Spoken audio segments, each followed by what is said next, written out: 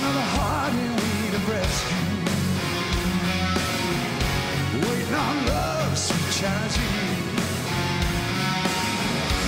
And I'm gonna hold on for the rest of my days, 'cause I know what it means to walk along the lonely street of dreams. Come on, baby.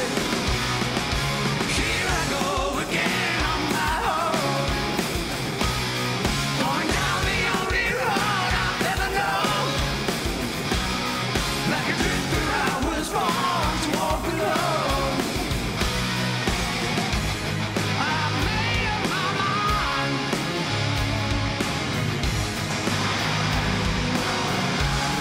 But here I go again.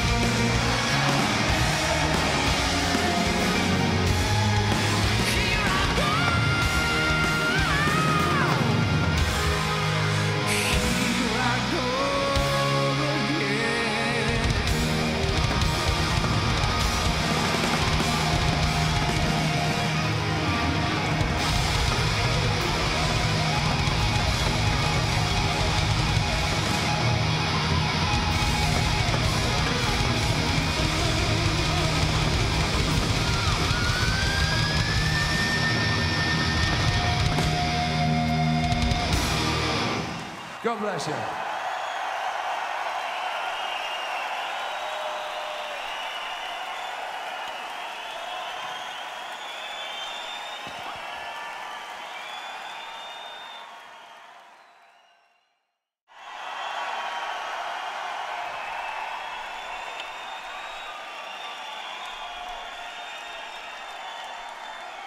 It's an honor to be on this DVD with you. You're all fucking movie stars tonight. I have often told you stories about the way I lived the life of a drifter, waiting for the day when I'd take your hand and sing you songs. Maybe you would say, come lay with me and love me, and I would surely stay. But I feel I'm growing older.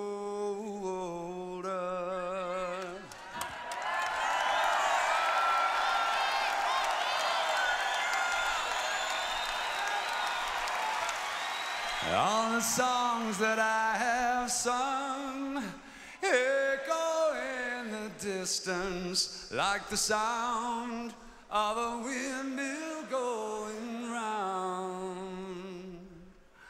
I guess I'll always be a soldier of fortune. I can hear the sound of a windmill going round. I guess I'll always be a soldier of fortune. I guess I will always be your soldier of fortune.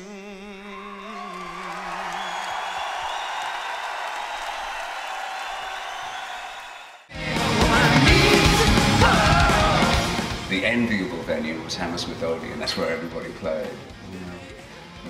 Wembley Arena was way out of anybody's sights, but Hammersmith was the gig to play. It's a great soul connection. Last couple of days, I read somewhere that it was like the spiritual epicenter for Whitesnake. It's cool. It's cool to be here. It's a great venue. It's just a place that you take pride playing in. Something's different, yeah. When did they take the chairs out?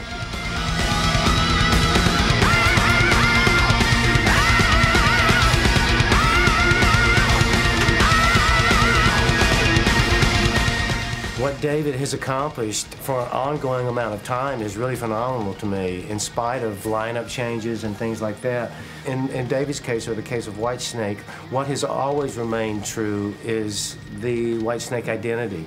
And he's really, really good, and I applaud him for this, is finding guys to associate with that faithfully reproduce that vision that he has. Well, the history for me is probably, starts from being a fan back in probably the early 80s when I first heard about Whitesnake, and they already had a few records out. It was like a new kind of a heavy blues rock sound. And that's what I think of when I think of Whitesnake. A couple of years ago, he contacted me and said he was gonna reform the band and very much wanted me to participate. So I was like, absolutely. I flew up and met with him, and it was good. I always wanted to be in Whitesnake. And, for a player like me, there's not that many gigs, I pretty much stalked them, yeah. I mean, I wanted the gig really badly. I feel really lucky to be here and be, one of the guys on stage with David. Yeah, man, it's like full circle for me. Like when I was a kid, listening to that and dreaming of playing that, and now to be playing it it's a trip. It's really a blast to be here, playing with people like Tommy and Doug and Reb and Timothy and, of course, DC. I've been a fan of David's forever, He's a singer, if you know what I mean. That's my opinion,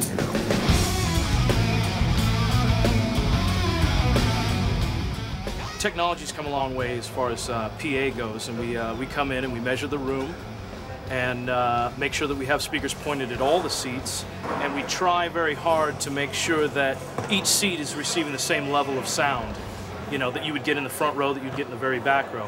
Sometimes we can't always do that, but that's what we try for every day. Hi, my name is Michael Millet. I am Whitesnake's monitor engineer. Everything up to 11. No, actually, it's a quite controlled stage sound. They're a very tight band, so everything is pretty much precise, especially the harmony vocals. It's loud, but it's very controlled. How many lights do I have in the rig? Probably about 180 par cans and about 30 moving lights. Then I have some mole phase with color changes, 24 strobe lights, 9 spotlights, hazers, dry ice machines. Things have been full on since 7 o'clock this morning when we started. Had a lot of extra lighting in here for the film shoot. We've had a lot of extra people. There's 70 video crew in here. He's very easy-going. He likes to have certain things in certain places, just for the general vibe and feng shui. He does a lot of energy work. Hello, I'm Imee, and I'm the drum tech. It's a beautiful Tommy Aldridge kit. Sounds great. It's kind of a custom kit out there. They're maple shells. You can't buy them, but they're very, very close to what you can buy. Some days easier, some days more difficult. It depends on the day. Sometimes wing nuts strip. Even though I'm a little skinny guy, I tend to break things that other guys don't. He beats the living daylights out of this kid. He's a very heavy hitter, and It's a lot to maintain. Keep in mind, I just bang on things for a living. Well, starting with this one, this is the first guitar that I bought for a session with Twisted Sister. I paid $1,800 for it. It took me about 5 years to pay it off. It's worn in really big time. There's huge like indentations in there from just years of playing it, just my fingers just rubbing against it. It's a solid piece of Hawaiian koa, and it has Brazilian rosewood neck, which is called Pau Ferro. It's very nice wood. And I love this guitar so much that I had John Suhr make me another one exactly like it. And he did. It's pretty much the exact same thing, except for I have different pickups, EMGs in there. I like kind of flashy guitars. I guess it, you know, stayed with me from my childhood. And this guitar is, I don't know if it's got a mirror, so it might not be good, but it's very expensive paint. It's called Prism paint, and they use it on race cars. By the way, these are Suhr guitars, John Suhr. He was the master builder at Fender for a long time. I only bring 4 guitars on the road. This is kind of like a little prototype thing. I was thinking of what if you put this cool, I used to have a model called a Voyager with Ibanez, and so we stole the mirror idea. And I wondered what it would look like on a normal guitar, and the answer for a lot of people was like hell. A lot of people don't like this on there. And, you know, I think it looks kind of cool. You know, it's different, so that's cool. My amps, they're 76 Marshall heads that weren't touched for 10 years. The thing I like about them is there's never enough low end on a Marshall for me, and so I had this installed. It's the depth knob, which adds depth. It says depth, but I think it should say death. There you have it.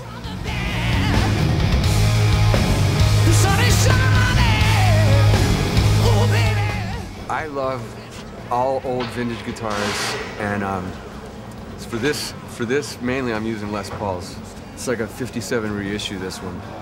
This black, it's a 73. It's, you know, nothing really special, but it feels really good and it sounds good. And this one is kind of my favorite. It's this, it's like a 58 reissue, and had the finish taken off the neck, so it's got a really smooth vibe to it. And this one actually, I don't know if you can see it on the camera, but I got a little JP here that last year we were playing in Brighton, and Jimmy Page came back, and I said, hey Jimmy, you know, what do you think about scratching your initials in the back of my guitar? And he's like, yeah man, that'd be cool, I've never done that. So he took a fork and he just put, you know, JP. So it's really special for me, you know?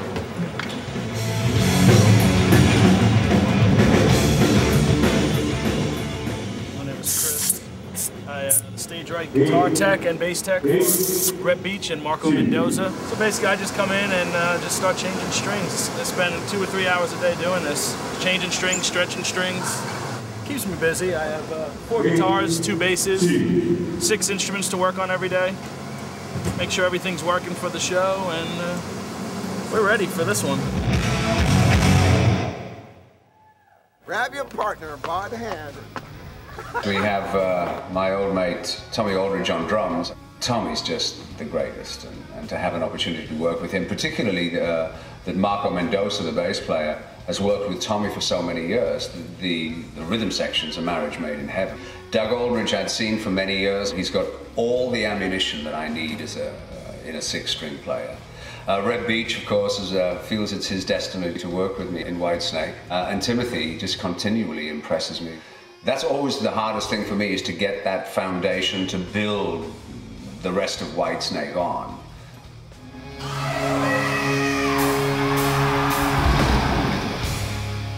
With everything that I do, I mean, and I love live music, it's not only about capturing a great band, but it's actually just about capturing the energy in the room and the passion that kind of flows off the stage to the audience and from the audience onto the stage.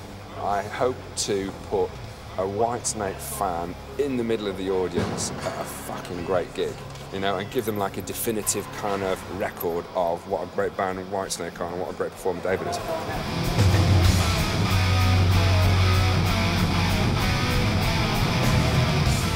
I actually met him, and the first time I met him, he was virtually naked. He kind of had he'd just come off stage and had the kind of this robe kind of hanging off him. So it's very rare for me to meet a half-naked rock star.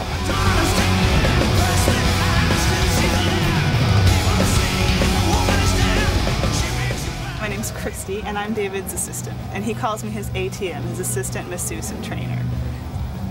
I've worked with him and his wife for almost 10 years as their masseuse in Tahoe. And so I came out 2 years ago when he first came out on the road, thinking I was just going to pop in, give him a massage, and come and leave, go back home after a couple of weeks. Meditation is a major part of his day, stretching and exercise, and so all those things are kind of incorporated to what I support him with. His day is about putting on a good show. I really believe in going out there in front of an audience, whether it's 200, 2,000, 20,000, and just performing. I'm a ham. I love to be on stage. I feed off the audience. I've been over here a few times, you know, and working with the band off and on, you know, for several years with David, and yeah, there's some real diehards over here. Favorite band in the entire world. We love them, and we have for years. Yes. I think it's David's voice. David Coverdale's simply one of the best vocalists in the world. And he's quite gorgeous. He hasn't actually aged a day. It just doesn't get old. Songs are great. It's what we live for, music. It's like some of the slower songs, while I like some of the heavier songs. It is simply rock and roll. It's the music of my youth, of my life. They just rock. Yeah. They are just unbelievable to see, you know. Well, it was my dad's, and from when he was younger, so it's quite small. My parents were into the bands, that's how I got into the band. This is the next generation of fans. There's these very young people coming to the shows, and a lot of the people who supported me with Deep Purple, of course, God bless them, still come to the shows and part of the faithful. What's my favorite song in the set? I like Crying in the Rain. Children of the Night. You Don't Break My Heart Again. In the Still of the Night. Still of the Night. Yeah, Still of the Night. Probably Judgment Day. Is This Love? Still of the Night. Don't Break My Heart Again. Don't Break My Heart Again is such a killer tune. You forget how many great songs they've written. I will be your murder to man. Sorry, Dave, sorry. A lot of the people love the fact that they're playing some of the older songs now, you know. Ain't No Love in the Heart of the City. I have to say Ain't No Love in the Heart of the City because I love it. Ain't No Love in the Heart of the City. I did that song. I was a big Bobby Bland blues singer, big fan of his, and it's a white vinyl EP with 4 songs on it, one of which is Ain't No Love in the Heart of the City, and it just took off a life of its own. The other songs were relatively disposable, but that just became an anthem. Hello, Dave. What are you doing over here? I went to have you. I've just bought it. One's just another one. One's just bought it. This song belongs to you. Let's sing this one together. This is my mate. Yeah, he's my mate as well. 1 minute.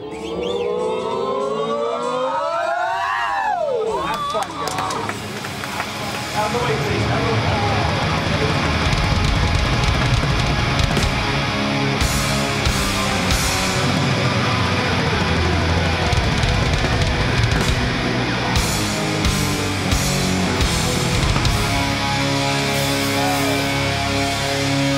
Jesus on fire!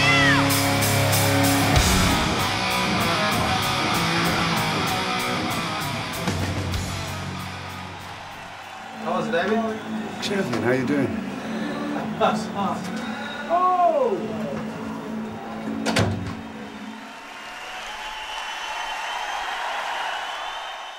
It was a company of friends. I feel now there's so much seriousness in the world that it's great to just have a great, emotional, fun, joyful exchange. I'm here to spread the joy. It was a great show. The crowd was killer. And most importantly, David sounded great, and the band sounded great. This gig was fantastic. The audience was really with us. The audience was wicked. I think 90%, if not more, were singing Ain't No Love in the Heart of the City. That's like, Just very, very happy. Extraordinarily happy.